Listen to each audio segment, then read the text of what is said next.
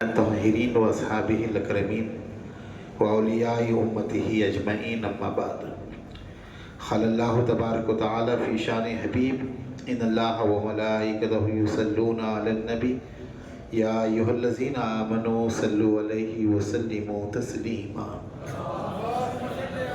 اللہم صلی علی سیدنا جد الحسن والحسین وعلی آل سیدنا جد الحسن والحسین وبارک وسلم صلاۃ و سلام علیک یا رسول اللہ، صلاۃ و سلام علیک یا حبیب اللہ وعلی آلک و اصحابک یا خیر خلق اللہ صلی اللہ تعالی علیہ وسلم۔ ہر تعریف اللہ رب العزت کے لیے ہے جو تمام جہانوں کا پرورش کرنے والا ہے۔ لاکھوں درود و لاکھوں سلام ہو حضور ختم المرتبہ سرور عالم صلی اللہ علیہ وسلم پر، آپ کی آل اولاد، صحابہ اکرام، اہل بیت اور اولیاء امت پر۔ اللہ تعالیٰ صبح قیامت تک بکثرت درود و سلام بھیجتا رہے، رحمتیں برکتیں نازل فرماتا رہے۔ عقیدت و محبت کے ساتھ نبی و آل نبی کی بارگاہ میں دل کی گہرائیوں سے عقیدت کے ساتھ درود پاک کا نذرانہ پیش کرے۔ پڑھیے درود پاک۔ اللہم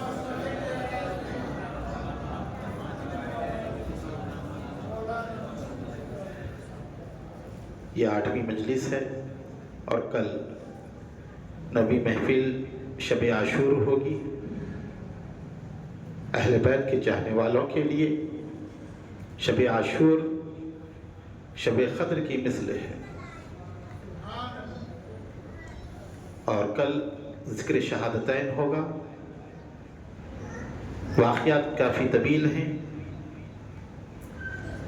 اور مکمل واقعات جو حضور کے ذات امام حسین کے تعلق کی گواہی دیتے ہیں ان کو محفوظ رکھا ہے۔ انشاءاللہ تعالی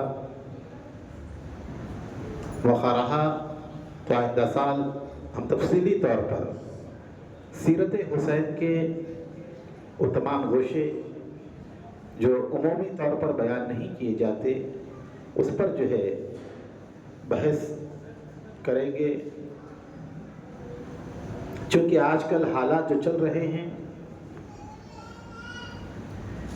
خلافت یزید اور انتخاب یزید، لوگ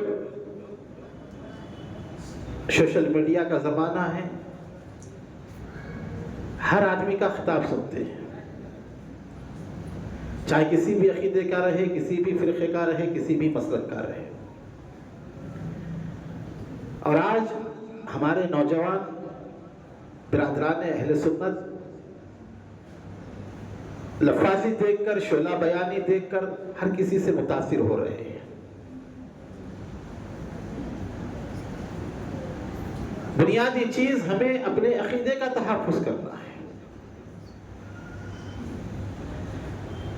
عقیدہ اہل سنت اس بات کو ذہن میں بٹھا لیں، امام ربانی مجدد الفسانی قیوم زمانی حضرت شیخ احمد سرہندی رحمت اللہ تعالی علیہ ارشاد فرماتے ہیں، صراط مستقیم سیدھا راستہ اگر ہے تو وہ اہل سنت جماعت ہے جو اس عقیدے سے بال برابر بھی انحراف کرے گا، بال کے برابر بھی اختلاف کرے گا، فرماتے ہیں کہ وہ ضلالت میں گر جائے گا۔ بہت احتیاط عقائد کے حوالے سے کریں، اور یہ واقعہ کربلا بیان کرنے میں چاہے علماء ہوں، علماء اہل سنت ہوں یا ذاکرین اہل تشیع ہوں، جس شدت و خلوع کا مظاہرہ کر رہے ہیں اس کی وجہ سے عقائد اہل سنت جماعت متاثر ہو رہے ہیں۔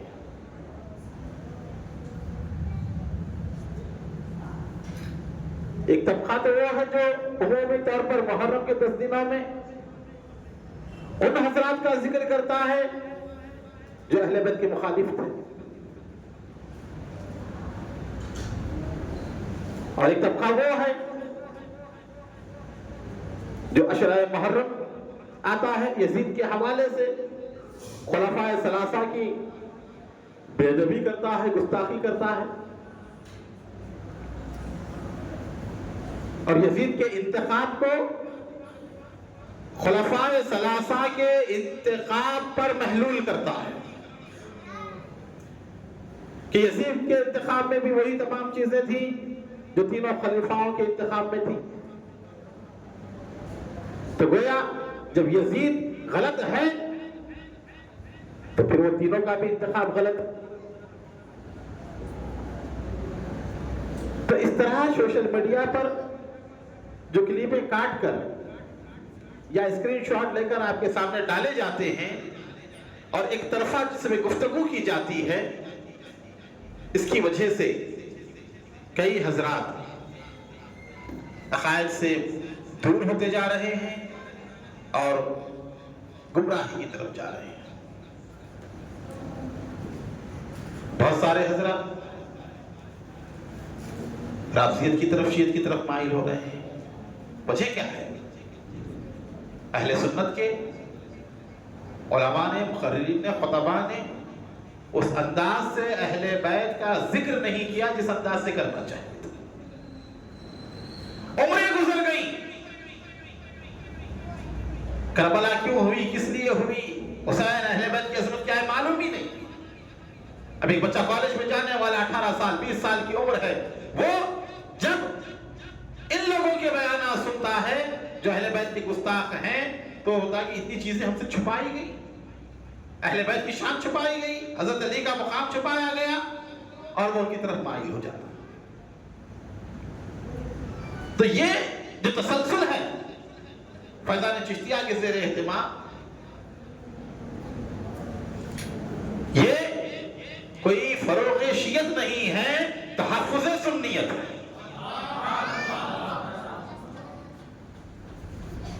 ہمارے بچے اہل بیت کے بھی چاہنے والے بنے، صحابہ کی بھی تعظیم کرنے والے بنے. ہماری آنے والی نسل بے خبر نہ ہو واقعہ کربلا سے. واقعہ کربلا حیات کا عنوان ہے، اور وہی لوگ زندہ ہیں جن کے دل کے اندر کربلا موجود ہے. کربلا جذبہ حرارت ایمانی عطا کرتا ہے. قبلۃ الاحرار ہے کربلا. کربلا کیا ہے؟ کہنے والے نے کہا کربلا سیلاب شرم خیر کے ساحل کا نام. کربلا سیلاب شرم خیر کے ساحل کا نام. کربلا دین پیمبر کے دھڑکتے دل کا نام. جتنی تعبیریں حسن رب کا خلاصہ ہے یہی، جتنی تعبیریں ہو ان سب کا خلاصہ ہے یہی. کربلا ہے فاطمہ کے صبر کی منزل کا نام.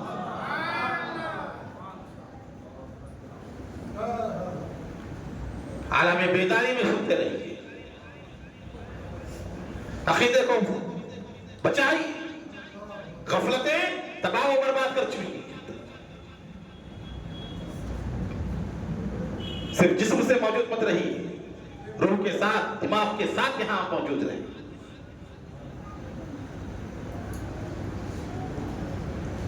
ابھی ہمارے شعیب الحق نے کہا، حافظوں نے، عالموں نے، شاعروں نے امام حسین کی شان میں لکھا. امام کی شان وہ ہے، مسلمان ہے، ایک غیر مسلم شعراء کی ہزاروں کی فہرست ہے جنہوں نے امام کی شان میں نذرانے خدمت پیش کی.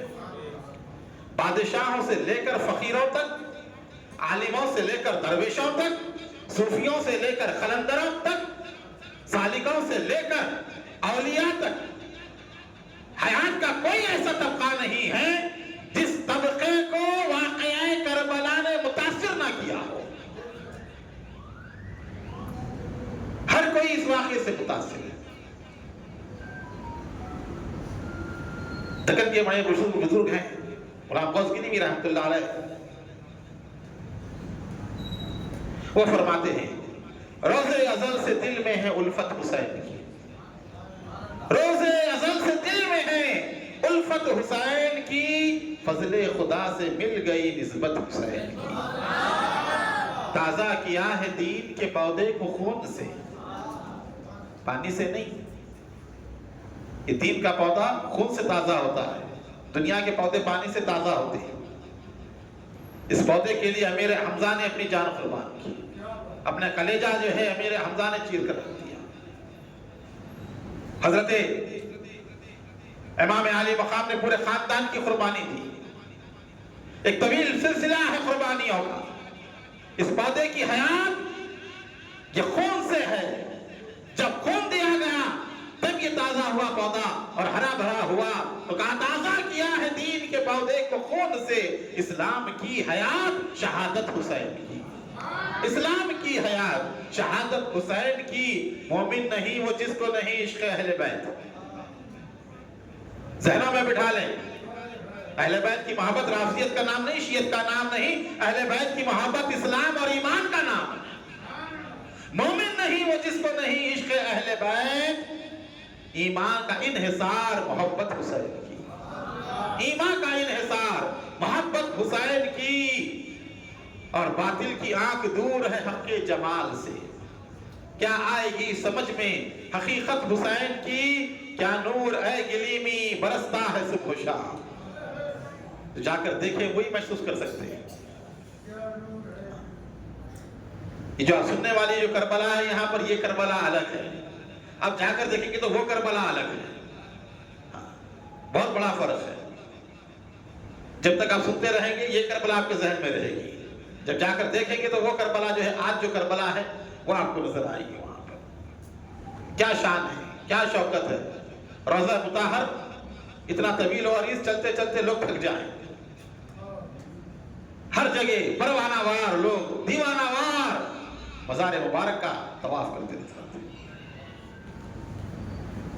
5-10 منٹ بھی نہیں گزرتے، ایک ایک لاش آتی ہے، میت آتی ہے، نماز پڑھانے والے مقرر، 4-5 امام جنازوں کے لیے مقرر، جو صرف نماز پڑھانے کے لیے، دعا کرنے کے لیے۔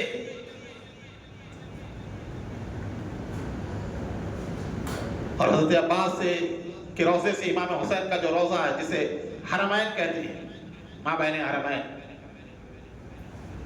بتایا لوگوں نے جب ماپا گیا تو اتنا ہی حصہ ہے جتنا صفا و مروہ کا فاصلہ ہے، عباس کے روضے سے حسین کے روضے تک۔ وہاں بھی دینوان اوار لوگ جو ہے جس طرح صحیح میں دوڑتے رہتے ہیں، کوئی عباس کے روضے سے حسین کی طرف آتا ہے، کوئی حسین کے روضے کی طرف سے عباس کی طرف جو ہے چلتا پھرتا نظر آتا ہے 24 گھنٹے۔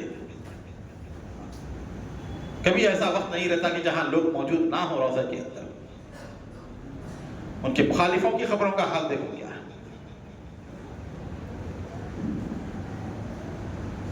اللہ تعالیٰ نے بتا دیا اہل بیت کی شان۔ تو کیا نور اے گلیمی برستا ہے صبح و شام، معمور رحمتوں سے ہے تربت حسین کی، معمور رحمتوں سے ہے تربت حسین کی۔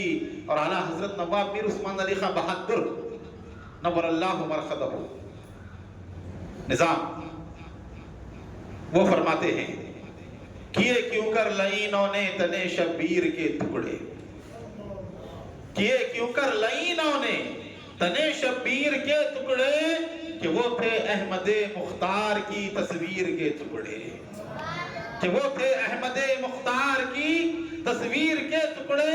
چڑھا تھا جس گھڑی شمر ستمگر شاہ کے سینے پر، چڑھا تھا جس گھڑی شمر ستمگر شاہ کے سینے پر، تو کر ڈالے کسی نے نہ کہ اس خنزیر کے ٹکڑے۔ محمد کی نگاہ لطف کا صدقہ ہے اے عثمان، اعلیٰ حضرت میر عثمان علی خان بہادر، محمد کی نگاہ لطف کا صدقہ ہے اے عثمان، کہ تجھ کو ملتے جاتے ہیں تیری تقدیر کے ٹکڑے، کہ تجھ کو ملتے جاتے ہیں تیری تقدیر کے ٹکڑے۔ اور فرماتے ہیں ہے ذبح عظیم ایک سند خاص اسی کی، ہے ذبح عظیم ایک سند خاص اسی کی، یہ واقعہ تشریح ہے عنوان جلی کی، جو چشم بصیرت سے اگر دیکھ لو عثمان، شبیر کے پردے میں شہادت ہے نبی کی، شبیر کے پردے میں شہادت ہے نبی کی۔ اور کہا غم حسین سے جو چشم تر نہیں رکھتے، غم حسین سے جو چشم تر نہیں رکھتے، یہ وہ طیور ہیں، پرندوں کو کہتے ہیں، یہ وہ طیور ہیں جو بالوں پر نہیں رکھتے۔ حسین کی آنکھوں میں، حسین کی غم سے آنکھوں میں اگر آنسو نہ آئے، چشمے تر نہ، تو کہہ رہے ہیں کہ یہ وہ پرندے ہیں جن کے بالوں پر نہیں ہے۔ غم حسین سے جو چشم تر نہیں رکھتے، یہ وہ طیور ہیں جو بالوں پر نہیں رکھتے۔ اور فدائی ذات علی کے میں کیا کہوں عثمان، فدائی ذات علی کے میں کیا کہوں عثمان، سوائے پنجتن پاک در نہیں رکھتے، سوائے پنجتن پاک در نہیں رکھتے۔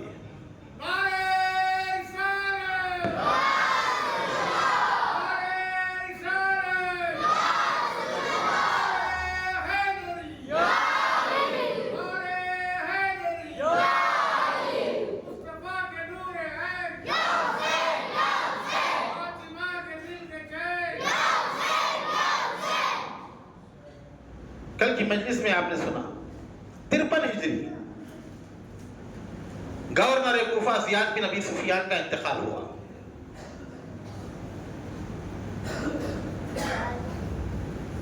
زیاد کے مرنے کے بعد حضرت امیر معاویہ کو فکر ہوئی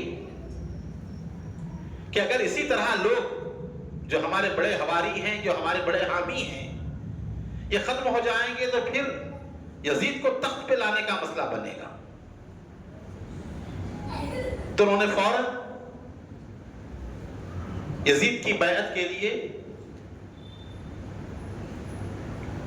وفود بھیجے، اور جس طرح ہوتا گیا لوگوں کو یزید کی بیعت کے لیے دعوت دی گئی۔ یہ 53 ہجری کا واقعہ ہے، کربلا 61 میں ہوئی ہے۔ لوگ نظر انداز کرتے تھے، کہتے کہ نہیں بولے، وہ یزید تخت پہ بیٹھنے کے بعد معلوم پڑا یزید کے اندر کیا کیا برائیاں تھیں، جب تک کسی کو معلوم ہی نہیں تھا، سب دھوکے میں تھے، یزید کو اچھا سمجھتے تھے۔ نہیں، یہ 53 کا ہے، مخالفت 53 سے ہوئی یزید کی، 60 میں نہیں ہوئی مخالفت۔ جب دیکھا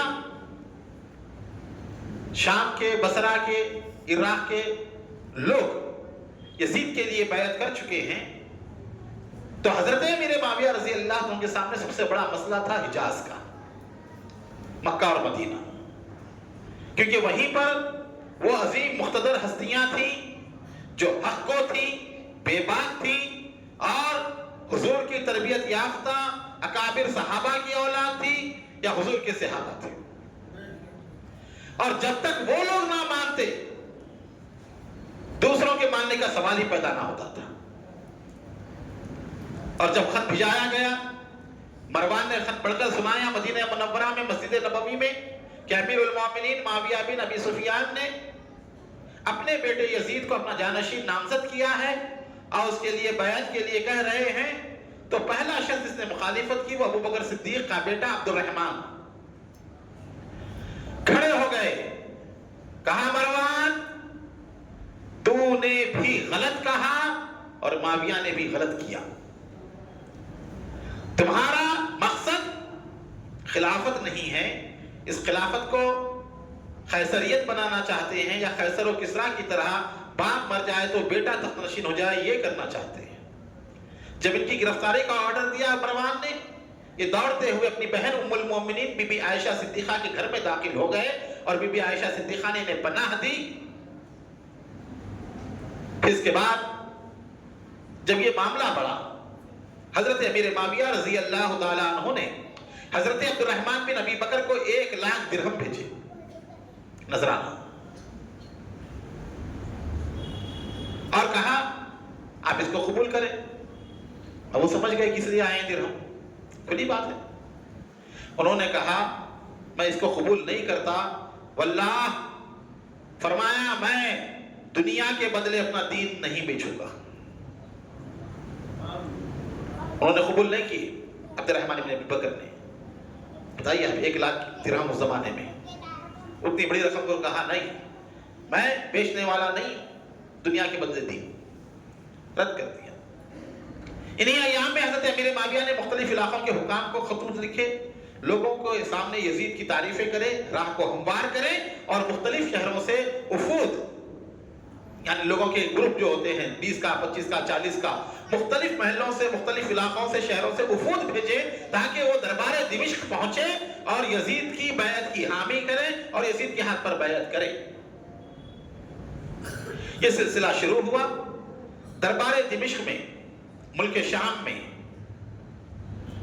مختلف علاقوں سے وفود آئے۔ حضرت محمد بن عمر بن حزم مدینہ منورہ سے دمشق آئے حضرت امیر معاویہ کے پاس۔ آنے کے بعد انہوں نے کہا کہ ہر رائی سے اس کی ریت کے متعلق سوال کیا جائے گا، ہر بادشاہ سے اس کی رعایا کے بارے میں سوال کیا جائے گا، لہذا آپ غور کر لیں۔ دربار دمشق میں ہو رہا ہے یہ مناظرہ، آپ غور کر لیں کہ امت محمدیہ کے امور کا والی کسے بنا رہے ہیں، آپ کس کو منتخب کر رہے ہیں۔ حضرت امیر معاویہ یہ سن کر کچھ دیر خاموشی سے سر جھکا کر سوچ میں پڑ گئے، غور میں پڑ گئے۔ مختلف شہروں سے جو وفود آئے تھے، جنہیں تیار کر کے بھیجایا گیا تھا، ان لوگوں نے وفاداری کا اظہار کیا، خوشامدانہ تقریریں کی۔ مثلا ضحاک بن قیس نے کہا، جہاں تک مجھے علم ہے یزید بن امیر المومنین حسن ہدایت، علم و حلم، سیرت و کردار اور رائے میں ہم سب سے افضل ہیں۔ یہ دربار میں بولی جانے والی تقریر ہے یزید کی تائید میں۔ لہذا امیر المومنین آپ ان کو اپنے بعد اپنا ولی عہد اور ہمارا سردار اور ہماری جائے پناہ بنا دیں، ہم سب ان کے سائے میں پناہ حاصل کر سکیں۔ اس طرح کی کئی تقاریر یہاں پر جو ہے لکھی ہوئی ہیں۔ انہوں نے کہا کہ بیٹھ جاؤ امیر معاویہ نے۔ پھر اس کے بعد حضرت امیر معاویہ نے احنف بن قیس سے، جو خاموش بیٹھے ہوئے تھے دربار میں، وہ بھی آئے تھے، ان سے پوچھا تم کیا کہتے ہو، تمہاری رائے کیا ہے، اے ابو الحب تم کیا کہتے ہو؟ انہوں نے کہا اگر ہم سچ کہیں تو آپ لوگوں کا ڈر ہے، اگر ہم سچ کہیں آپ لوگوں کا ڈر ہے، اور جھوٹ کہیں تو خدا سے خوف آتا ہے، جھوٹ کہیں تو خدا سے خوف آتا ہے، بولنے کی ہمت نہیں۔ کیا ہے امیر المومنین، آپ یزید کے لیل و نہار یعنی صبح شام دیکھتے ہیں، یزید کی صبح کیسی ہوتی ہے، یزید کی شام کیسی ہوتی ہے، ظاہر و باطن، خلوت و جلوت سے آپ واقف ہیں، والد ہیں، واقف ہیں آپ۔ اگر آپ اس کو اللہ تعالیٰ اور اس امت کے لیے واقعی پسند اور بہتر خیال کرتے ہیں تو پھر کسی سے مشورہ لینے کی ضرورت ہی نہیں ہے۔ یہ جو بلا کے مشورے جو آپ لے رہے ہیں لوگوں سے، اگر آپ اچھا سمجھتے ہیں مشورہ کیوں لے رہے ہیں؟ آپ کے نزدیک اگر اچھا ہے تو آپ تو دن رات دیکھتے ہیں اس کو، صبح کیسی ہوتی ہے، شام کیسی ہوتی ہے، دن کیسا گزرتا ہے، رات کیسی گزرتی ہے، ضرورت نہیں۔ اگر آپ اس کے متعلق ایسی رائے اور خیال نہیں رکھتے، اس کے متعلق ایسی خیال نہیں رکھتے، تو راہی آخرت ہوتے ہوئے، سفر آخرت پہ جاتے ہوئے اس معاملے کے توشے کو دنیا بنا کر اس کے حوالے نہ کرتے جائیں۔ ویسے ہمارا کام تو یہی ہے، سمعنا واتانا، ہم نے سنا اور مانا۔ ہم کیا کر سکتے ہیں؟ جو کہیں گے وہی ماننا پڑے گا، سننا پڑے گا۔ اس پر شامیوں نے ایک شخص کھڑے ہو کر کہا، ہم نہیں جانتے کہ موتی اور عراقی کیا کہہ رہے ہیں، سچ بات یہ ہے کہ ہمارے پاس سماع اور اطاعت بھی ہے، تلوار و طاقت بھی ہے۔ ہم سننے والے نہیں، ہمارے پاس طاقت ہے، تلوار ہے۔ اس طرح مختلف تدبیروں سے ہموار ہوتا گیا میدان۔ اہل عراق، اہل شام کے اکثر لوگوں نے بیعت کر لی یزید کی۔ اب اہل حجاز کا مسئلہ تھا، اب یہ مسئلہ بڑا تھا، حضرت کو خود تشریف لے جانا پڑا اہل حجاز کے لیے۔ ملک شام سے نکل کر آپ خود جو ہے مدینہ منورہ پہنچے، کیونکہ یہاں وہ لوگ تھے جن میں صداقت، دیانت، حق گوئی، بے باکی کا جوہر پورے طور پر موجود تھا۔ مدینہ اور مکہ، یہ تو عراق کے بعد کے لوگ تھے، نہ انہیں حضور کی صحبتیں میسر آئیں، نہ اکابر صحابہ کے ساتھ یہ لوگ رہے، یہ تو بعد میں اسلام قبول کرنے والے، عمر فاروق کے دور میں فتح ہوا، اس دور میں اسلام قبول کرنے والے اس قسم کے لوگ تھے۔ اب یہاں عظیم مقتدر لوگ تھے مدینہ منورہ میں، تو ان کی مخالفت کا اندیشہ حضرت کو تھا، چنانچہ آپ 1000 سواروں کے ساتھ مدینہ آئے۔ آنے کے بعد مدینے کے باہر امام حسین، حضرت عبداللہ بن عمر، عبداللہ بن زبیر اور عبد الرحمن بن ابی بکر ملنے گئے حضرت امیر معاویہ سے۔ حضرت امیر معاویہ نے چاروں حضرات سے نہایت ہی سخت کلام کیا۔ میں دیکھ کر اس لیے پڑھ رہا ہوں تاکہ یہ نہ ہو کہ تقریر میں بولتے چلے جا رہے ہیں کچھ بھی۔ سخت کلام کیا۔ یہ حضرات ان کے نامناسب رویے سے سخت حیران و پریشان ہوئے۔ چلتے رہے مدینے میں داخل ہوئے۔ داخل ہونے کے باوجود بھی حضرت امیر معاویہ نے ان کے مقام و مرتبے کے لحاظ سے جب ان کے ساتھ سلوک نہیں کیا تو یہ دل برداشتہ ہو کر، دل ٹوٹ جانے کے بعد یہ مدینہ چھوڑ کر مکہ مکرمہ چلے گئے چاروں حضرات، حسین ابن علی، عبد الرحمن بن ابی بکر، عبداللہ بن عمر اور حضرت زبیر، عبداللہ بن زبیر۔ اب یہ لوگ چلے گئے تو ان کے لیے مدینے کا معاملہ آسان ہو گیا۔ یہ سیدھے گئے ام المومنین بی بی عائشہ صدیقہ کے پاس اور کہا کہ ام المومنین ایسے ایسے معاملات ہیں۔ ان کو معلوم تھا پہلے سے کیا کیا ہوا ہے۔ ام المومنین نے کہا کہ میں نے سنا ہے تم نے دھمکی دی ہے یہ یزید کی بیعت کر لے ورنہ انہیں قتل کر دیا جائے گا چاروں کو۔ کہا ام المومنین ایسا تو نہیں ہے، یہ لوگ تو بہت بلند ہے اس سے، لیکن دوسرے لوگ بیعت کر چکے ہیں تو یہ لوگ بھی بیعت کر لیں تو اچھا ہوگا، کیا میں ان چاروں کی وجہ سے دوسروں کی بیعت کو توڑ دوں؟ ام المومنین نے کہا جاؤ نرمی سے گفتگو کرو، سمجھاؤ، اخلاق کے ذریعے سمجھا جا کر جو ہے انہیں مائل کرو بیعت کے لیے۔ کہا کہ ٹھیک ہے ایسے ہی کروں گا۔ پھر وہاں سے حضرت امیر معاویہ مکہ مکرمہ گئے۔ اب وہاں گئے، یہ حضرات کو جو ہے بلایا، نہایت ہی تعظیم و تکریم کے ساتھ، عزت کے ساتھ دسترخوان بچھا کر ضیافت وغیرہ کر کے جو ہے ہر وقت آگے بڑھانا تمام معاملات۔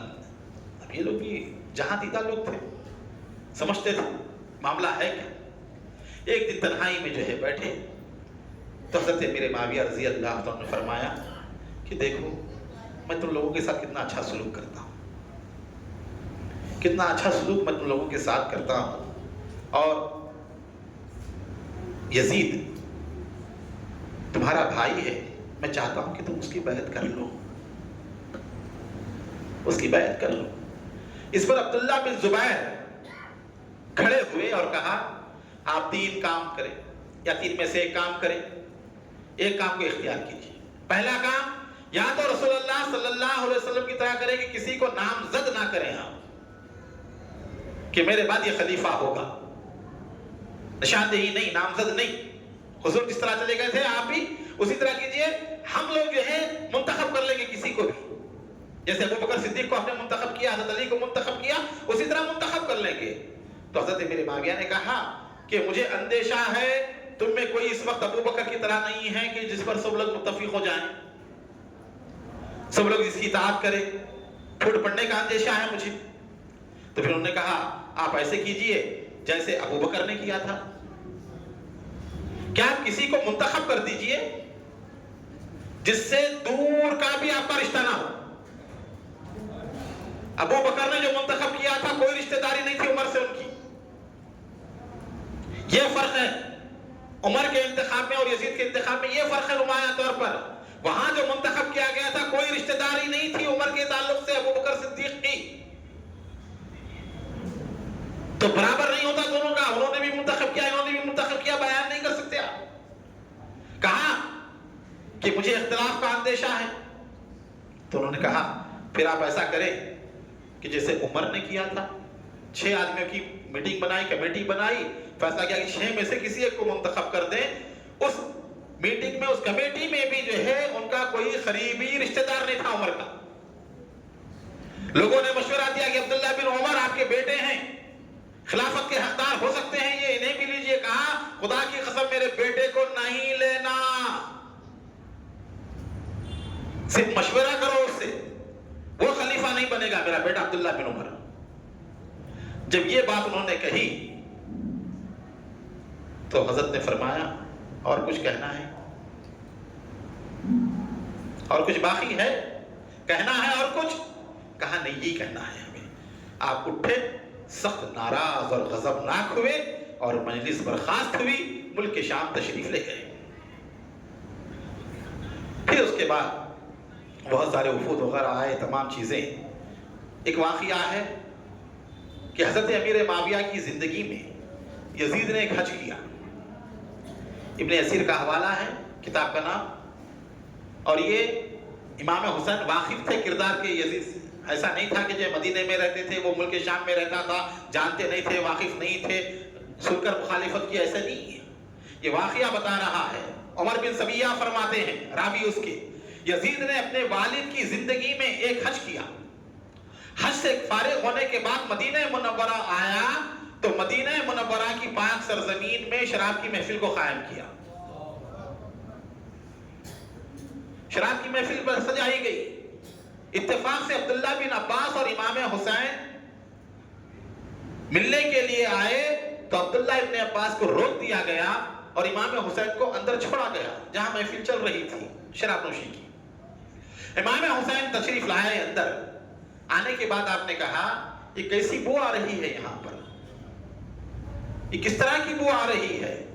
یزید نے کہا یہ ایک خوشبو ہے جو ملک شام سے بن کر آئی ہے، ملک شام سے آئی ہے۔ پھر اس نے شراب کا ایک پیالہ منگوایا، خود پیا، اور ایک دوسرا پیالہ منگوا کر امام حسین کی خدمت میں پیش کیا، آپ بھی پیجئے۔ اللہ اکبر۔ جب وہ پیالہ شراب کا امام حسین کی خدمت میں پیش کیا تو آپ نے فرمایا کہ تو اپنے پاس ہی اس کو رکھ، پینا تو دور کی بات ہے، میں شراب دیکھنا بھی پسند نہیں کرتا۔ یہ تقویٰ، یہ پرہیزگاری، یہ کردار، دیکھنا بھی پسند نہیں کرتا۔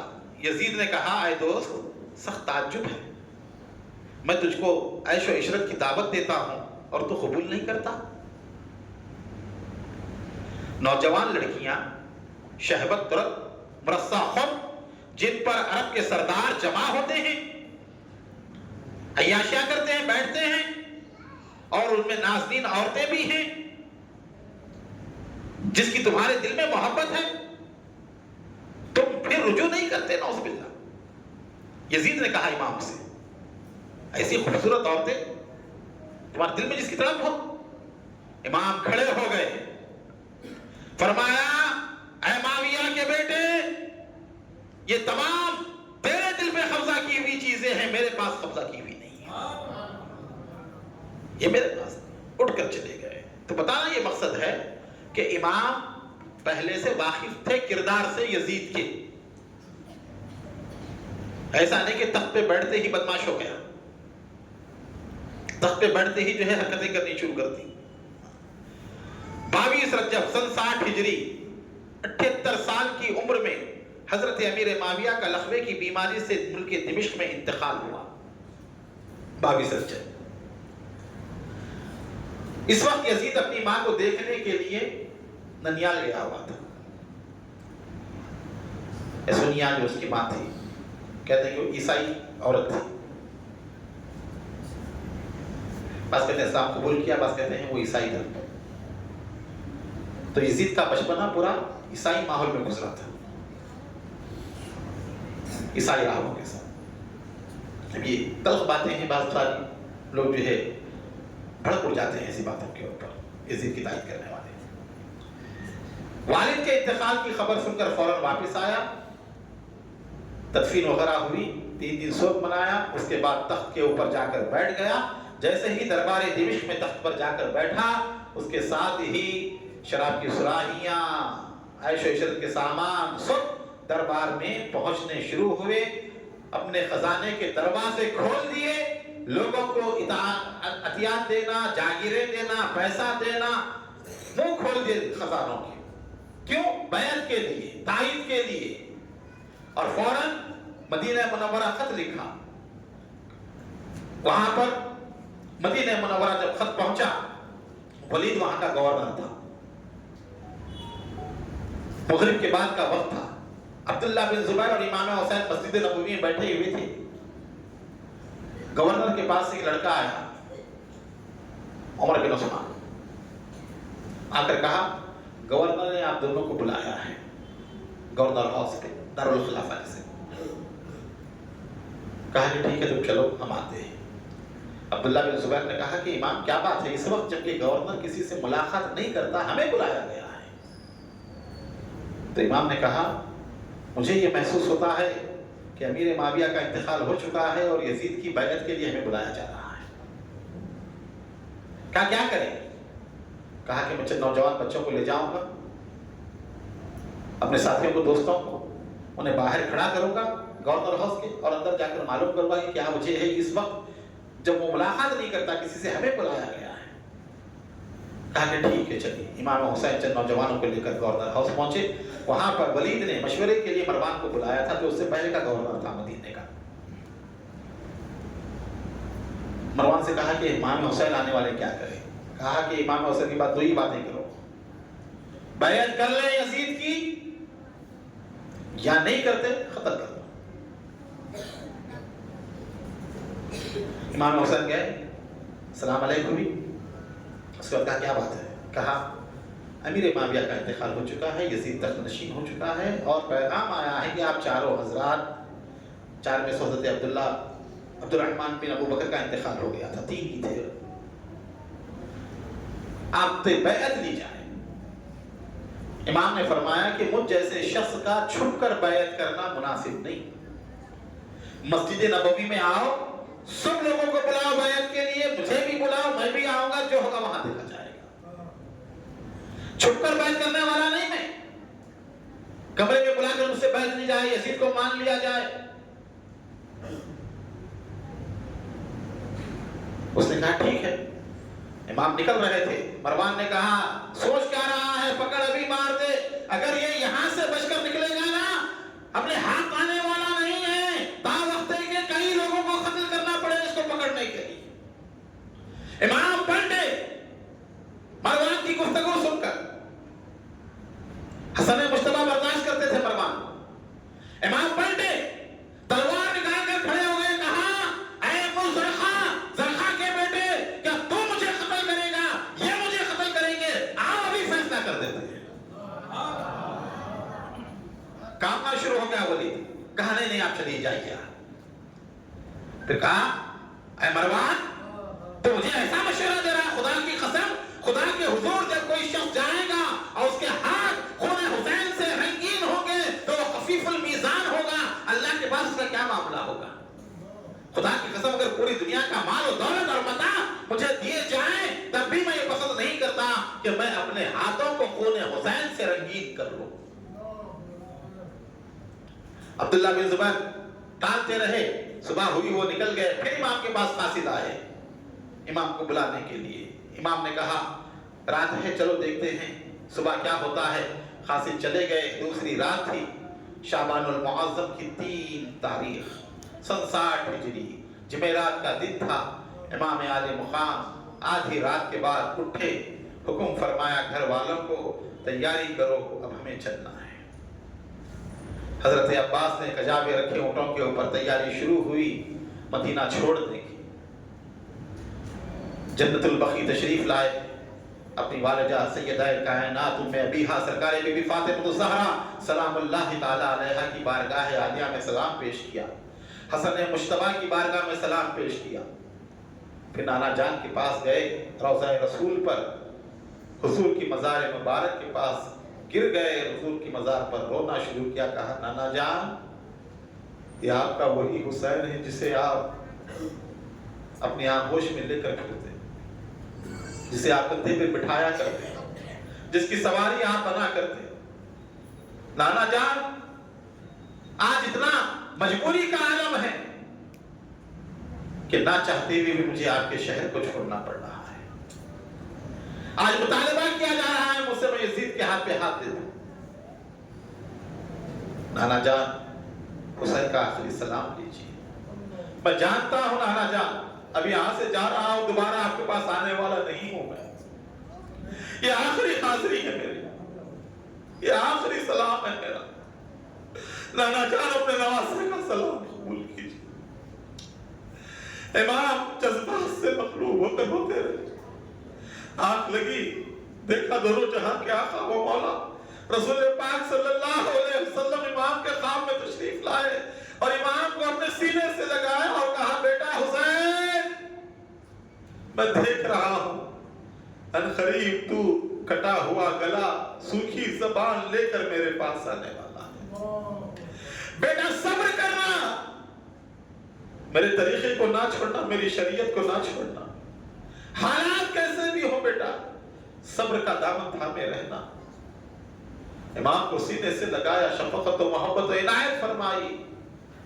امام اٹھے، روتے ہوئے الٹے پاؤں گھر کی طرف آئے. کجاوے رکھے ہوئے تھے، سواریاں تیار تھیں. امام نے اپنے پورے خاندان، اپنے خاندانوں کو لیا اور لے کر رات کی تاریکی میں مدینہ منورہ سے مکہ معظمہ کی جانب نکل پڑے.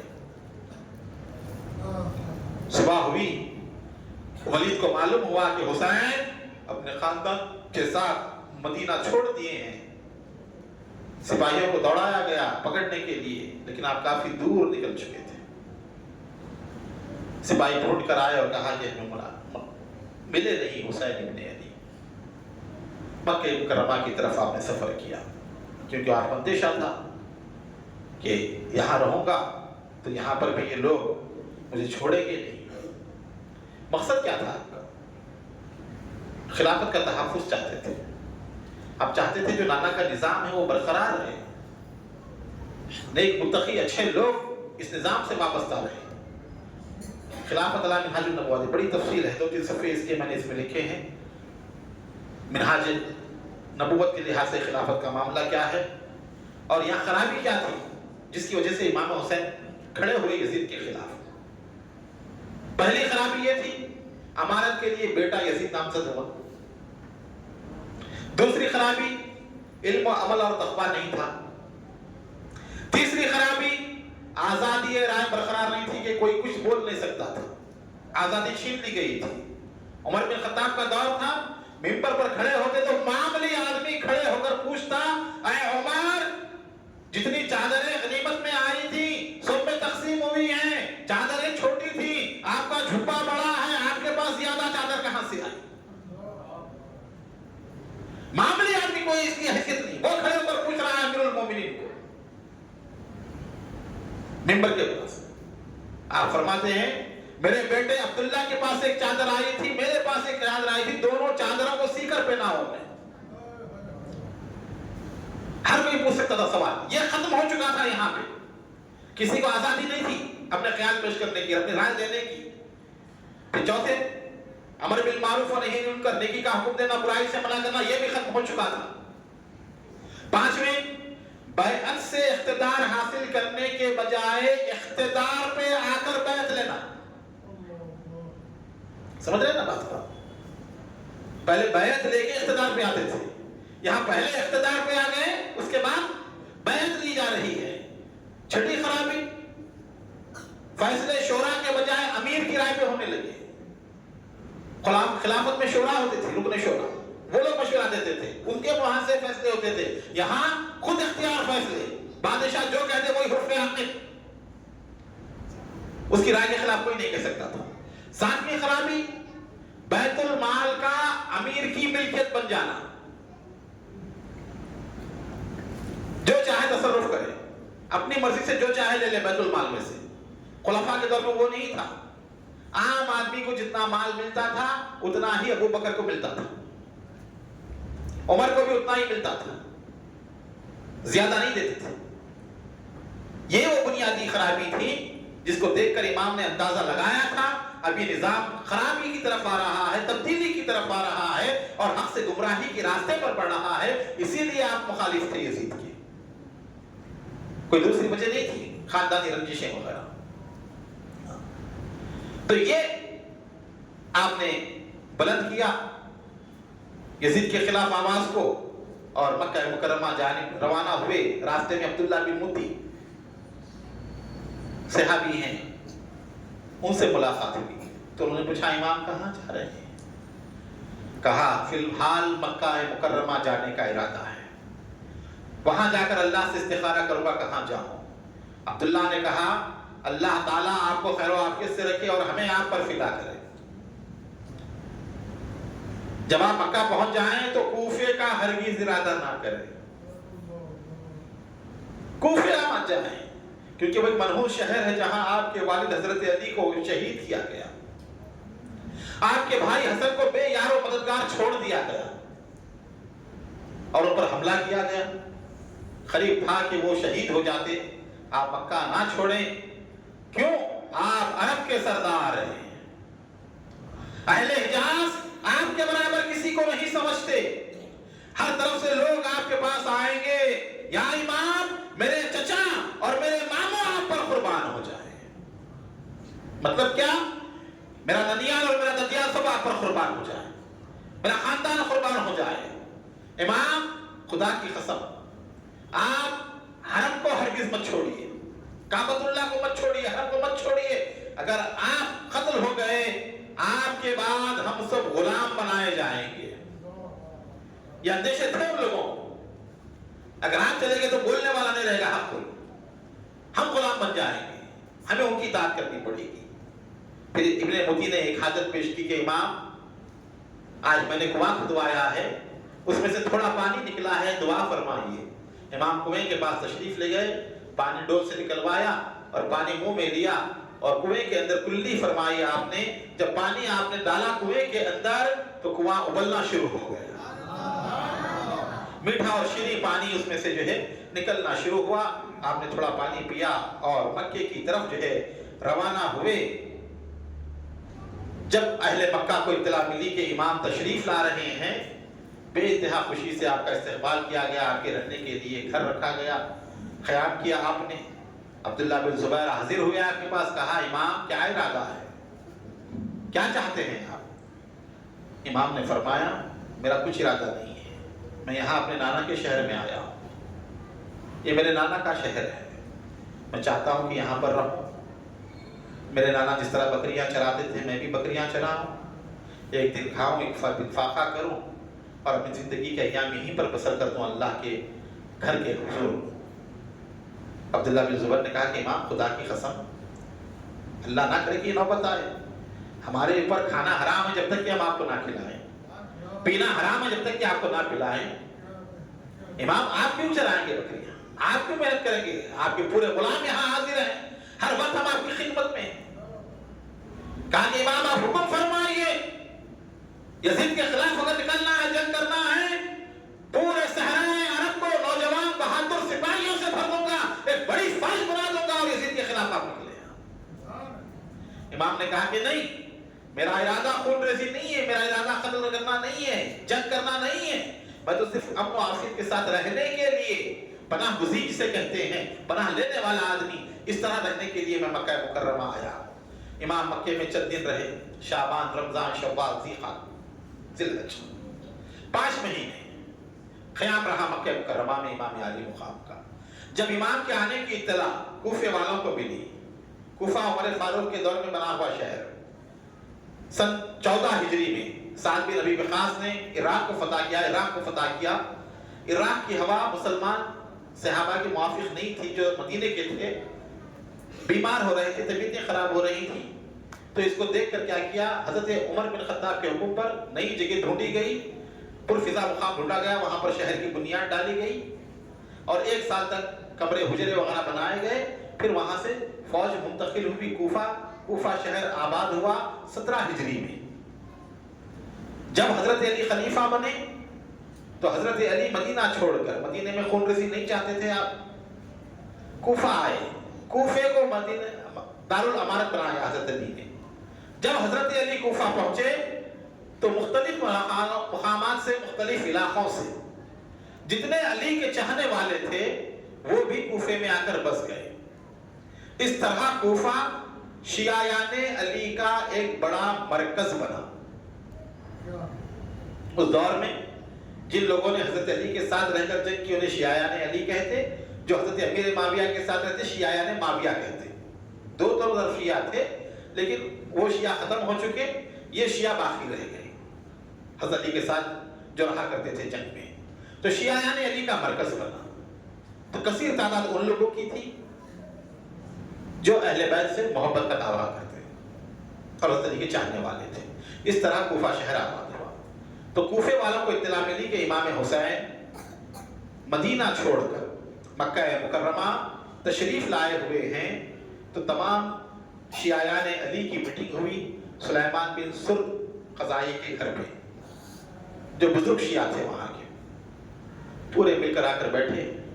سلیمان بن سرد کھڑے ہوئے کہا اللہ کا شکر ہے معاویہ کا انتقال ہو گیا اور یزید اس کی جگہ تخت نشین ہوا, لہذا تم امام حسین اور ان کے والد کے شیعہ ہو, چاہنے والے ہو. اگر تم ساتھ دینے کا وعدہ کرتے ہو, اگر حسین ابن علی کی مدد کرنے کا وعدہ کرتے ہو تو ہم دعوت دیں گے حسین کو کہ حسین مکے سے کوفہ چلا آئے اور ہم ان کا ساتھ دیں گے. سبوں نے کہا ہاں ہم امام علی مقام پر جان قربان کریں گے, وہ کریں گے, آپ دعوت دیجیے. خط لکھا گیا.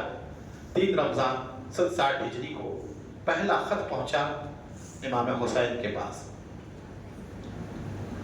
پھر اس کے بعد 8 دن کے عرصے میں ایک روایت کے مطابق 150 خط آئے. 10 آدمیوں کی طرف سے, 20 آدمیوں کی طرف سے, ایک قبیلے کی طرف سے پورے دستخطیں کر کے جو تشریف لائیے آئیے, ہم منتظر ہیں, ہماری نگاہیں آپ کی مشتاق ہیں, ہم تمام تیاری کر چکے ہیں, آپ ہمارے یہاں آئیے. ایک روایت کے مطابق 12,000 خط, ایک روایت کے مطابق 18,000 خط. ہر قاصد آتا 10 چٹیاں, 15 چٹیاں, 20 چٹیاں لوگوں کے خطوط لے کر آتا اور کہتا کہ امام یہ خطوط ہیں, یہ کوفے والے آپ کو دعوت دے رہے ہیں, تشریف لائیے. امام دیکھتے رہے, خاموش بیٹھے. 15 رمضان المبارک تک سلسلہ چلتا رہا.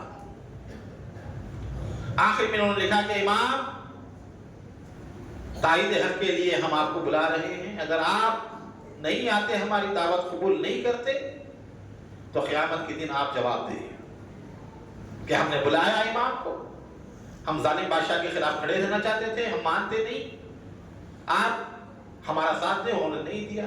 جب یہ خط آیا تو امام فکر میں پڑ گئے کیا کریں.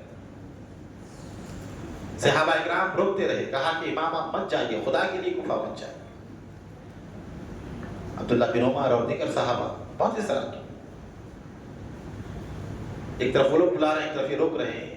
تو امام نے کہا کہ ٹھیک ہے ایسے کرتے ہیں, میں نہیں جاتا تاکہ تمہیں تسلی ہو جائے اور کوفے والوں کی تسلی کے لیے اپنے اعتماد خاص, معتمد خاص مسلم بن عقیل, حضرت علی کے بھائی تھے عقیل, بڑے بھائی کا نام جعفر طیار, اس کے بعد دوسرے حضرت علی, تیسرے عقیل ابو طالب, جن کی کنیت ہے طالب وہ بھی کہتے ہیں. تو 3 تو یہ تھے. تو عقیل حضرت علی کے بھائی تھے. تو عقیل کے بیٹے مسلم بن عقیل, حضرت مسلم بن عقیل حضرت مولا علی کے داماد ہوتے ہیں. حضرت علی کی ایک صاحبزادی ان کے عقد نکاح میں تھی مسلم کے, تو اس لحاظ سے یہ داماد تھے اور امام حسین سے خاص گہرا لگاؤ تھا, تعلق تھا. اس بنا پر امام حسین نے مسلم کو روانہ کیا کہ مسلم جاؤ, جا کر حالات دیکھو, جا کر دیکھنے کے بعد معلوم پڑے گا کہ کیسے حالات ہیں. اگر تم مطمئن ہو تو مجھے خط لکھنا, میں آ جاؤں گا, ورنہ تم واپس چلے آنا. تیاری کر کے جو ہے بھیجایا گیا مسلم بن عقیل کو. حضرت مسلم بن عقیل روانہ ہوئے, شوال کے مہینے میں پہنچے इधर कूफे वालों का हाल ये था, रोज़ाना फजर की नमाज पढ़ कर आकर बैठते, इंतज़ार करते इमाम हुसैन आने वाले हैं, आने वाले हैं। शाम तक बैठे रहते, फिर उदास होकर वापस होकर चले जाते। जब पहुंचे हज़रत मुस्लिम बिन अकील, पूरे समझे कि इमाम हुसैन आ रहे हैं, दौड़ते हुए आए, मरहबा या इब्ने रसूलुल्लाह, मरहबा या इब्ने रसूलुल्लाह। आपने कहा कि मैं मुस्लिम बिन अकील हूँ। इमाम हुसैन का खत दिया जिसमें इमाम ने लिखा था, हम अपने महले एतमाद मुस्लिम बिन अकील को तुम्हारे यहाँ भेज रहे हैं और तुम तमाम बुजुर्ग और अशराफ कूफा और शियायान अगर इनका साथ दो और ये मुझे लिखें कि वाकई तुम्हारी नीयतों में इखलास है, तुम हक का साथ देना चाहते हो, तो फिर अनकरीब मैं भी तुम्हारे यहाँ आऊँगा। लिहाजा ये मेरे नुमाइंदे हैं। जब ये पहुंचे मुस्लिम बिन अकील, पहले ही दिन 12,000 कूफियों ने आपके हाथ पर बैत की इमाम हुसैन के लिए कि हम अपनी माल अपनी जान सब कुर्बान कर देंगे इमाम के लिए। वो आए हक का साथ दें। 4-5 दिन में 18,000 की तादाद हो गई। एक रिवायत में 40,000 कूफियों ने बैत कर दी। आ रहे हैं, जाओ उधर जाओ, लगा हुआ है सिलसिला, हर कोई आ रहा है, बैत कर रहा है, हम लड़ेंगे हक के लिए, इमाम हुसैन का साथ देंगे, आप बुलाइए। अब जाहिर है, देखें आपको, देखिए इतने लोग ताईद मेरी करने वाले हैं तो क्या हाल होगा उसका। हजारों की तादाद में लोग आकर खड़े हुए हैं सामने, बुलाइए। आप इतना हो गए, इतनी बड़ी कैफियत तादाद है। फौरन आपने खत लिखा कि हुजूर यहाँ के हालात ठीक है, तमाम लोग मुंतजिर हैं आपके आने के। अब तक जो है 18,000 से ज्यादा लोग मेरे हाथ पर बैठ कर चुके हैं आपके लिए। आप कुछ अंदेशा मत कीजिए, फौरन मक्का मुकर्रमा छोड़कर आप कूफे के लिए रवाना हो जाएं। ये बेइंतहा अकीदत व मोहब्बत जज्बा। उस वक्त नोमान बिन बशीर गवर्नर थे कूफे के, साहबी रसूल थे। वो मिंबर पे खड़े होकर कहा कि लोगों, ये जो तुम कर रहे हो, यजीद को इत्तला मिलेगी तो बहुत गुस्से में आएगा, भड़केगा और तुम्हें माफ नहीं करेगा। खामोश रहो, छोड़ दो। समझा? खिलाफ भी नहीं बोले। तो अम्मार बिन उक़बा और अमर बिन साद दोनों खड़े हुए कहा, नोमान, तुम देख रहे हो कूफे में क्या हो रहा है, तुम यजीद के गवर्नर हो, तुम्हें रोकना चाहिए। तुम खामोशी इख्तियार किए हुए हो, तुम कुछ बोल नहीं रहे हो। कहा कि मालूम होता है कि तुम भी इनसे मिले हो या इनका साथ दे रहे हो या इनकी तारीफ कर रहे हो। कहा क्या और क्या करूं? कहा कि तुम या कमजोर या बुज़दिल हो या अमदन ऐसा कर रहे हो, बताने के लिए लोग। तो आपने फरमाया कि अल्लाह की इताअत के साथ मेरा शुमार कमजोरों में होना अल्लाह की नाफरमानी के साथ ताकत वालों में होने वालों से बेहतर है। अल्लाह की इताअत के साथ कमजोरों में मेरा शुमार हो, नाफरमान होगी ताकतवर होने में शुमार से, उससे बेहतर है। सुनना था। फौरन खत लिखा इन्होंने, अमर बिन साद ने और उक़बा बिन आमिर ने, अम्मार ने। कहा यजीद, अब तेरी हुकूमत चली गई कूफे से, समझ। मुस्लिम बिन अकील आ चुके हैं, हुसैन के लिए बैत ले रहे हैं। रफ्ता रफ्ता पूरे लोग हुसैन इब्ने अली की तरफ माइल हो गए हैं और तेरे खिलाफ हानी बिन उर्वा का मकान मरकज बना हुआ है, जहां मुस्लिम खड़े हुए थे हानी बिन उर्वा के मकान। जैसे ही यजीद को खबर मिली, सरजो, ये खास आदमी था सल्तनत बनो उमय्या का, हजरत अमीर माविया का खास दोस्त। यजीद का पूरा बचपना सरजोन की गोद में गुजरा। सरजोन ने परवरिश की थी तमाम चीजों में। तो उसको बुलाया सरजोन, कहा सरजोन क्या कहते हो? सरजोन ने कहा, अगर आज हजरत अमीर माविया जिंदा होते, वो जो कहते तो क्या आप उनकी बात मानते? कहा हाँ मानते। तो मैं भी वही बात कह रहा हूं। फौरन हुक्म जारी करें, यहाँ नोमान बिन बशीर को बर्खास्त करें कूफे की गवर्नरी से, और उबैदुल्लाह इब्ने जियाद, जो जियाद का बेटा गवर्नर था बसरे का, उसको हाकिम बनाएं, تاکہ وہ کوفے کو سنبھالے اور آپ کے مخالفین کو ختم کر دے اور آپ کی حکومت کو مضبوط کرے کوفے کے اندر۔ تو فوراً انہوں نے مشورہ مان لیا سرجن کا اور خط لکھا کوفے کے گورنر، آپ کے بصرہ کے گورنر عبید اللہ ابن زیاد۔ زیاد بھی بہت خطرناک شخص تھا، اختلاف تھا زیاد کے والد کون ہے بول کے۔ پھر بعد میں جو ہے حضرت ابو سفیان کو تسلیم کیا گیا تو ان کو گورنری ملی اور انہوں نے ساتھ دیا حضرت امیر معاویہ۔ تو وہ زیاد خطرناک شخص، اس کا بیٹا اس سے زیادہ خطرناک، تو اس کو بلایا گیا۔ عبید اللہ ابن زیاد 500 لوگوں کو لے کر، فوج کو لے کر کوفے کی طرف روانہ ہوا۔ رات کے وقت بھیس بدل کر 500 کی فوج باہر چھوڑ دیا، اکیلا 2-4 آدمیوں 8-10 آدمیوں کے ساتھ جو ہے کوفے کے اندر داخل ہوا۔ لوگ سمجھے کہ امام حسین آئے ہیں، حجازی لباس پہن کر آیا تھا، یہ اسی راستے سے آیا تھا جو مدینہ منورہ مکہ مکرمہ سے جو راستہ آتا تھا کوفے کی طرف۔ لوگ دیکھے کہ رات کے وقت قافلہ آ رہا ہے حجاز کا، پورے پہنچے گئے، مرحبا یا ابن رسول اللہ، مرحبا یا رسول اللہ۔ وہ خاموش دیکھتا رہا ہر کسی کو، کون کون سامنے ہے، کون کون آگے بڑھ رہا ہے، کون کون جو ہے پیشوائی کر رہا ہے، کون کون لوگوں کے ساتھ آیا ہوا ہے۔ پوروں کو دیکھتے دیکھتے وہ گھوڑا چلتا چلتا جو ہے گورنر ہاؤس کے پاس پہنچا۔ لوگوں کو شک ہوا اگر یہ فرزند رسول ہوتے تو ہم سے کچھ گفتگو کرتے، کچھ کلام کرتے، خاموش ہے۔ ایک شخص پشان لے کر آگے بڑھا، چہرے سے نقاب ہٹا کر جو دیکھا تو پریشان ہوا، کہا ہے لوگوں یہ ابن رسول نہیں، یہ تو ابن مرجانہ ہے، عبید اللہ ابن زیاد ہے۔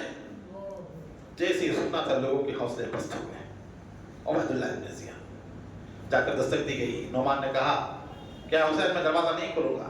عبید اللہ نے کہا کہ نعمان میں حسین نہیں، عبید اللہ ابن زیاد ہوں، یزید نے مجھے گورنر بنا کر بھیجا ہے۔ تب انہوں نے دروازہ کھولا، یہ اپنے ساتھیوں کے ساتھ اندر چلا گیا اور باقی لوگ اپنے اپنے گھروں کو چلے گئے۔ صبح ہوئی، جامع مسجد کوفہ آج بھی موجود ہے، کوفے کی جامع مسجد، وہیں پر مسلم بن عقیل کا مزار ہے اور وہیں پر ہانی بن عروہ جنہوں نے ان کو پناہ دی تھی ان کا مزار مبارک بھی وہیں پر موجود ہے کوفے کی جامع مسجد میں، جہاں مولا علی نماز پڑھا کرتے تھے۔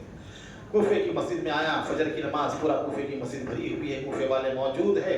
کھڑا ہو کر کہا کہ اے لوگوں، امیر المومنین یزید بن معاویہ نے مجھے بصرے کی گورنری کے ساتھ کوفے کی بھی گورنری عطا کی ہے، میں حکومت کا وفادار ہوں، اور یاد رکھو میں زیاد کا بیٹا ہوں، وہ زیاد جو شیر ببر کی طرح تھا، اس سے خطرناک تھا۔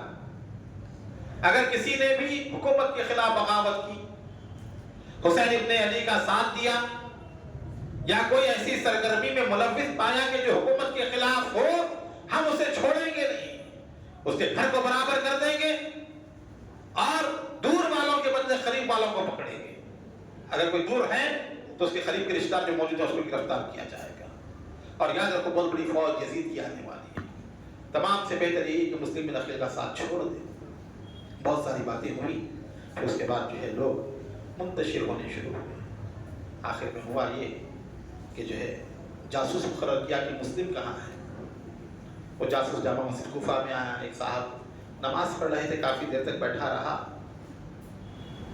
مسلم بن اوسجا رضی اللہ تو نماز میں تھے، وہ گیا ان کے پاس، جاسوس کہا کہ میں کافی دور سے آیا ہوں، مجھے معلوم پڑا ہے اہل بیت کے خاندان کے ایک فرد یہاں موجود ہے، میں ان سے ملنے کے لیے آیا ہوں، نذرانہ پیش کرنے کا ہے۔ انہوں نے دیکھا تمام مسجد خالی ہے، کہا کہ مسجد میں تو کئی لوگ موجود تھے، آپ سب کو چھوڑ کر مجھ سے پوچھ رہے ہیں مسلم بن عقیل کہاں ہے؟ تو اس نے کہا آپ کی صورت کو دیکھنے سے معلوم پڑتا ہے کہ اہل بیت کے چاہنے والے ہیں۔ جاسوس تو دیکھتے ہیں کافی اشناس کہتے ہیں، صورت کو دیکھ کر پہچان، تو کہا کہ صورت خود ایسی ہے کہ معلوم پڑتا ہے اہل بیت کے چاہنے والے ہیں، اسی لیے آپ سے پوچھ رہا ہوں۔ اب یہ بڑے خوش ہو گئے، بڑے واقعی تو نے پہچان لیا مجھے، میں بھی اہل بیت کا چاہنے والا ہوں، تم بھی اہل بیت کے چاہنے والے ہو، کہو کیا کہتے ہو؟ کہا کہ مجھے حضرت کی خدمت میں لے کر چلو۔ کہا کہ پیچھے پیچھے آؤ، دور رہنا میرے سے، تاکہ کسی کو معلوم نہ پڑے کہ تم میرے ساتھ ہو۔ چلتے گئے، فرمایا جہاں کہیں اندیشہ دکھا، کوئی خطرہ دکھے وہاں ٹھہر جاؤں گا، یا راستے سے ہٹ جاؤں گا تو تم بھی ٹھہر جانا۔ کہا ٹھیک ہے۔ چلتے گئے، پھر آخری میں وہ زرانہ خانہ جو تھا حضرت ہانی بن عروہ رضی اللہ عنہ کا، اس میں گئے जाते ही सलाम किया, नजराना पेश किया, 40,000 दिरहम का उछलाया था, कहा कि आप जो कार्रवाई कर रहे हैं हुकूमत के खिलाफ, हमारी तरफ से नजराना पेश है, इसको कबूल कीजिए। बैत कर लिया इमाम के हाथ पर, मुस्लिम के हाथ पर। फिर उसके बाद रोज़ाना फजर के साथ ही आकर बैठ जाता घर में, इशा तक बैठा रहता। इशा के बाद जाकर पूरी रोदात उबैदुल्लाह इब्न ज़ियाद को सुनाता, आज ये लोग आए थे, ये लोग आए थे, इन्होंने ये किया, इन्होंने ये किया, इन्होंने ये किया। अबू समामा ज़ायदी जो है हथियारों को जमा कर रहा है, लोग पैसे ला कर दे रहे हैं, हुकूमत के खिलाफ पूरी साजिशें बन रही हैं, और हुसैन इब्न अली का खासिद जो है ये मुस्लिम जो है तमाम को तैयार कर रहा है। पूरी रिपोर्ट दी। तब जो है अस्मा बिन खारिजा और एक आदमी को जो है उबैदुल्लाह ने कहा कि जाओ, जाकर हानी से कहो हमसे मुलाकात करें। जब से मुस्लिम आए थे, हानी की जाति नहीं थी, घर में ही रहते थे, हानी बिन उरवा वहीं पे अहले बैत थे। तो लोगों में मशहूर था कि बीमार हैं, तबीयत खराब है, इसलिए हजरत नहीं जा रहे हैं। तो इसको मालूम पड़ गया पूरा। फिर आया, कहा कि हानी से कहो आए। उन्होंने कहा कि मैं बीमार हूँ। कहा अमीरुल मोमिनीन ने कहा है, इब्न ज़ियाद ने कहा है, बीमारी वगैरह कोई उज़्र हिला नहीं, आपको आना ही है, चलना ही है, चलिए बोल के पकड़ कर जो है आपको ले गए। ले जाने के बाद पूरा जो है सवाल जवाब हुआ। कहा कि मैंने पनाह नहीं दी। उबैदुल्लाह ने उस गुलाम को जो बैत के लिए आया था, जासूस, उसको बताया, कहा कि ये कौन है। जैसे ही देखना था हानि परेशान हो गया, तो कोई गुंजाइश ही नहीं थी, सामने मौजूद है गवाह। कहा कि देखो, ना मैंने मुस्लिम को दावत दी है, ना मैंने मुस्लिम को लाकर रखा हूँ। मुस्लिम मेरे घर में आए, कहा कि मैं तुम्हारे घर में रहना चाहता हूँ, मुझे पनाह दो। तो मुझे मायूब मालूम हुआ कि कोई खानदान नबूवत का एक फर्द मेरे घर में आए और मुझे वापस कर दो उसे। इस लिहाज से मैंने पनाह दी है, तो मुझे छोड़ दो, मैं जाऊंगा और मुस्लिम को जो है भिजा दूंगा, अपने घर से निकाल दूंगा। वो जाता है। कहा कि नहीं, अब जो है हम छोड़ने वाले नहीं, गिरफ्तार करो हानि को। गिरफ्तार करके मारा गया। इतना मारा गया कि पूरे कूफे में इत्तला मिली कि हानि को कत्ल कर दिया गया। हानि कत्ल है, हानि बिन उरवा का कत्ल हो गया। ये इत्तला हज़रत मुस्लिम को मिली। आपने कहा कि हानि जिसके घर में हम हैं, उनके खून का बदला लेना जरूरी है। इमाम मुस्लिम ने कहा, अपने खातिब को कहा, जाओ, जाकर चौरस्ते पे खड़े रहो कूफे के और कहना या मंसूर उम्मत। वो गया, जाकर कहा या मंसूर उम्मत। जैसे ही नारा लगाना था कूफे के चौरस्ते पर, 14,000 नौजवान तलवार लेके घरों से निकल गए। पूरी फौज जमा हुई। हजरत मुस्लिम बिन अकील रज़ी अल्लाह तआला पूरा को लेकर गवर्नर हाउस चले गए। पूरे गवर्नर हाउस को घेर लिया आपने। कहा कि हानि को छोड़ा जाए, वरना हम हानि के खून का बदला लेंगे। कहा कि नहीं, बोले हानि जिंदा है, हानि को नहीं शहीद किया गया। पूरे लोग खड़े हुए। सरदारों को पूरे गिरफ्तार किया गया था। उबैदुल्लाह की तरफ से पूरे सरदारों को छत के ऊपर ले जाया गया कूफे के। पीछे तलवारें रखी गई। कहा, कहो पूरे अपने अपने कबीले के लोगों के मुस्लिम का साथ छोड़ दो, वरना तुम्हें मार दिया जाएगा। बहुत बड़ी फौज आने वाली है। अगर वो फौज ना भी आए, तुम लोग अगर गवर्नर हाउस में आओगे तो वो आने से पहले हम खत्म कर देंगे। वो लोग खड़े होकर पुकारना शुरू किए। 20 सरदार थे, 20 कबीलों के। बोले कि लोगों, हमारी हालत पर रहम करो, तुम अगर मुस्लिम का साथ दोगे तो हमारी जान चली जाएगी, फौज आएगी तो तुम्हारी जान चली जाएगी, हम भी मरेंगे, तुम भी मरेंगे। ये हुसैन का और यजीद का मामला है, हमें क्या इससे लेना देना, हमें क्या ताल्लुक है इससे, हम क्यों अपनी जानों को गंवाएं इस मामले में। बात यजीद और हुसैन की है। जैसे कहना था, वो औरतें, बच्चियां वगैरह अपने अपने घर के लोगों को पकड़ के खींच के चलो, बोले हमें क्या करना है इस मामले में, हमें क्या दखल देना है। अपने अपने घरों को खींच कर ले जाना शुरू कर दिया। तो देखते हैं औरतों का मामला कैसा होता है। अच्छे आदमियों को जो है तनख्वाह देती है, खींच खींच के जो है चलो चलो चलो, सब जो है एक एक एक करके रखे। 500 लोग। कहा जिंदा, चले गए। नमाज मगरिब हज़रत मुस्लिम बिन अकील जामा मस्जिद कूफा में तशरीफ लाए। अज़ान हुई, मगरिब की जमात के लिए खड़े रहे। पीछे जो है 500 लोग थे। अल्लाह अकबर कह के रकात बांधी। जब सलाम फेरा, 30 आदमी सब में, नमाज में पूरे चले गए, सब साथ छोड़ दिए मुस्लिम बिन अकील का। सबों ने गद्दारी की, हैरान हो गए, तलवार उठाई, जामा मस्जिद कूफा से निकल रहे हैं, दरवाजे में पहुंचे, जामा मस्जिद के पीछे पलट कर देखे तो एक भी ना था, पूरे चले गए। सबने गद्दारी की, सबने बेवफाई, तन्हा मुस्लिम देख रहे हैं चारों तरफ, बड़ी जामा मस्जिद कूफा पूरी खाली है, कोई एक आदमी आपके साथ नहीं रहा। मस्जिद से बाहर निकले, जिस गली से जा रहे हैं पूरे दरवाजे बंद हैं, खिड़कियां बंद हैं, कोई आदमी ना गली में नजर आ रहा है ना कूचों में नजर आ रहा है, सब घरों के अंदर बैठकर दरवाजे बंद करके बैठे हुए, एक एक को आवाज देते हैं, कहाँ हो कहाँ हो, कोई सुनता नहीं, कोई आवाज सुनता नहीं, कोई दरवाजा खोलता नहीं, कोई खिड़की खोलता नहीं। हैरान हो गए कि अब क्या करूं। मैंने इमाम हुसैन को खत लिख दिया है कि आ जाइए, सब लोग हमारी ताईद में हैं, अगर वो आ जाएंगे तो फिर क्या मामला होगा, ये लोग क्या करेंगे उनके साथ। इसी हैरानी के आलम में चलते चलते चलते गए, आखिर में देखा कि एक बूढ़ी औरत घर के किनारे बैठी हुई है, तो कहा कि ऐ माई थोड़ा सा मुझे पानी दे दे, प्यास लग रही है। वो खातून कही आप बैठी, मैं लेकर आती। अंदर गई, पानी का कटोरा लेकर आई, पानी पिया आपने, पीकर बैठ गए। वो कटोरा रखने के लिए अंदर गई, जाकर फिर थोड़ी देर के बाद आई तो क्या देखा कि इमाम मुस्लिम बैठे हुए हैं। कहा कि आप कौन है, इतनी रात में यहाँ मत बैठिए, जाइए, लोग देखेंगे तो क्या कहेंगे, एक आदमी मेरे दरवाजे पे बैठा हुआ, क्या ख्याल करेंगे, आप चले जाइए, बदनामी हो जाएगी मेरी, आप अपने घर को जाइए। आपने कहा कि मेरा कोई घर नहीं है, अब कोई नहीं है। कहा है कौन? कहा मैं मुस्लिम बिन अकील हूं। तमाम कूफे वालों ने मेरा साथ छोड़ दिया, बेहाव मददगार कर दिया। अब आज पूरे कूफे के दरवाजे मुस्लिम के ऊपर बंद हो चुके हैं। परेशान यहाँ मुस्लिम बिन अकील हुसैन के भाई कहा कि आप मेरे घर में रहिए, मैं आपकी खिदमत करूंगी। दस्तरखान बिछाई, खाना वाला ला कर रखती है, दोनों वाले खाकर छोड़ देते हैं, फिर बिस्तर बिछाती है। हजरत इमाम मुस्लिम रज़ी अल्लाह तआला अन्हु जो है आराम फरमाते हैं। आधी रात गुजरने के बाद उसका बेटा हारिस, असदुल्ला नाम था उसका, वो आया, आकर माँ से कहा कि माँ बार बार घर में जा रही, क्या बात है? कहा कि बेटा किसी से ना कहना, आज हमारी खुशनसीबी है, आज खानदान नबूवत का एक फर्द हमारे घर में मेहमान है, अल्लाह ने हमें मौका दिया है बेटा। कहा कौन? कहा मुस्लिम बिन अकील। कहा मुस्लिम हमारे घर में? कहा ठीक है माँ, तुम जाके आराम कर, मैं पहरा देता रहूंगा। तलवार लेकर बैठ गया, सुबह का इंतजार कर रहा था। नमाज फज्र का वक्त करीब आया और ये बदबख्त सीधा उठा और उबैदुल्लाह इब्न ज़ियाद के दरबार में गया, जाकर कहा कि उबैदुल्लाह तेरी फौज जिसे ढूंढ रही है मुस्लिम को, वो हमारे घर में है, हमारे घर में छुपा हुआ है, फौज को भेजा और मुझे इनाम और इकराम देना।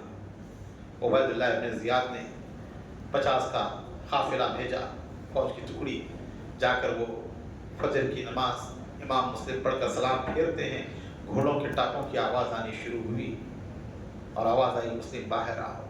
इमाम समझ गए, इमाम तलवार लेकर निकले, मुकाबला करते रहे, अकेले तन्हा 50 लोगों का मुकाबला किया। थोड़ी ही देर में 50 के जितने लोग थे सबको खत्म कर दिया। फिर दूसरा काफिला आया, तीसरा आया, इस तरह हर तरफ से आपको घेरा गया, लड़ते गए, लड़ कर थक गए।